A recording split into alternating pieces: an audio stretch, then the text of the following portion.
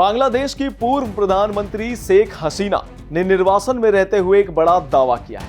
उन्होंने कहा है कि वह इसी साल अपने देश बांग्लादेश लौटेंगे। शेख हसीना का कहना है कि उनकी वापसी किसी निजी महत्वाकांक्षा या सत्ता हासिल करने के लिए नहीं होगी, बल्कि बांग्लादेश में लोकतंत्र, कानून का शासन और लोगों के राजनीतिक अधिकारों को बहाल करने के लिए। जी हां, आगे उन्होंने क्या कुछ कहा बताते हैं विस्तार से। नमस्कार, मैं अनुराग पांडे और स्वागत करते हैं आप सभी का भारत एक्सप्रेस में।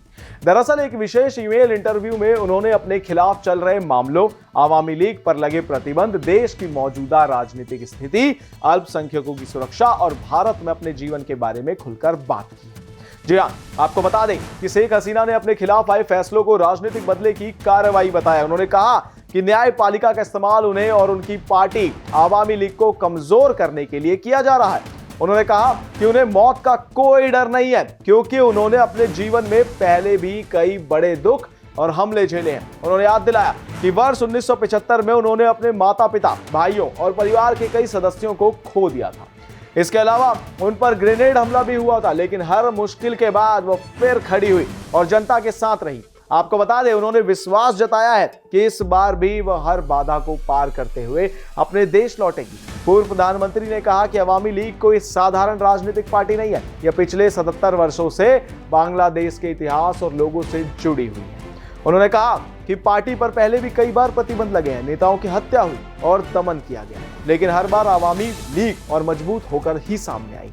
उनके मुताबिक किसी भी सरकार के लिए जनता के दिलों में अवामी लीग को मिटाना संभव ही नहीं है। शेख हसीना ने वर्तमान राजनीतिक हालात पर भी सवाल उठाया। आपको बता दें कि उन्होंने यहां तक भी आरोप लगा दिया, जी हां, कि देश में लोकतंत्र और कानून का शासन कमजोर हो गया है। उन्होंने कहा कि अर्थव्यवस्था मुश्किल दौर से गुजर रही है और कट्टरपंथ बढ़ रहा है, यानी कि जो सरकार अभी वहां पर चल रही है उस पर सीधा साफ निशाना लगा दिया। जी हां, उनके अनुसार आवामी लीग के नेताओं और कार्यकर्ताओं पर लगातार दबाव बनाया जा रहा है और उनके खिलाफ कार्रवाई भी की जा रही है। उन्होंने दावा किया कि अब लोग मौजूदा व्यवस्था की सच्चाई समझने लगे। अल्पसंख्यकों की स्थिति पर चिंता जताते हुए शेख हसीना ने कहा कि हिंदू, बौद्ध, ईसाई, आदिवासी और अहमदाई समुदाय के लोग खुद को असुरक्षित महसूस कर रहे हैं। जी हां, उन्होंने आरोप लगाया कि मंदिरों और धार्मिक स्थलों पर हमले हुए हैं, कई घरों में तोड़फोड़ और लूटपाट की घटनाएं सामने आई हैं।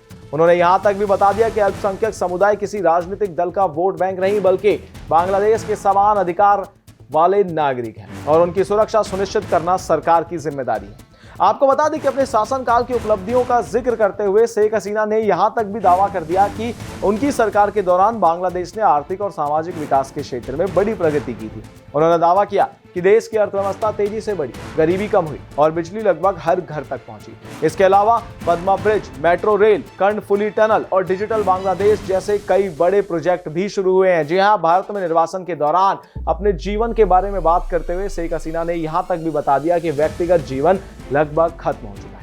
उन्होंने अपना पूरा जीवन बांग्लादेश की जनता को समर्पित कर दिया। उन्होंने भले ही ये कहा कि वो भले ही भारत में रह रही हैं, लेकिन उनका दिल आज भी बांग्लादेश में ही बसता है। वह रोज अपने नेताओं, कार्यकर्ता और पीड़ित परिवारों की बातें सुनती है, जिनसे उन्हें काफी दुख होता है। शेख हसीना के इस बयान ने बांग्लादेश की राजनीति में एक नई चर्चा छेड़ दी है। अब सभी की नजर इस बात पर है कि वास्तव में इस साल वो अपने देश लौट पाएंगी और उनकी वापसी बांग्लादेश की राजनीति को किस दिशा में ले जाएगा। इस पर आपकी क्या राय है, कमेंट में जरूर बताएं और इन तमाम जानकारियों के लिए बने रहिए हमारे साथ भारत एक्सप्रेस पे। धन्यवाद।